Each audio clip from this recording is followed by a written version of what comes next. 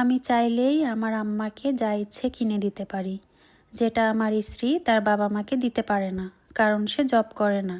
একজন মাস্টার্স করা নারী হওয়ার পরও সে তার সবটুকু ঢেলে দিয়েছে আমার সংসারে। এটা অনেক বড় জব, অথচ স্যালারি নেই।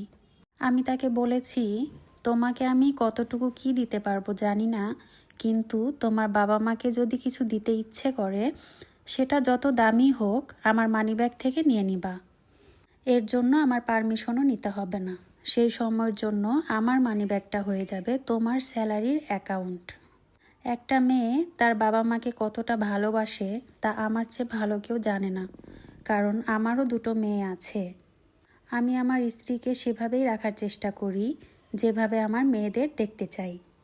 হ্যাঁ, এই সুন্দর কথাগুলো একটা ভাইয়ার পোস্ট থেকে আমি নিয়েছি।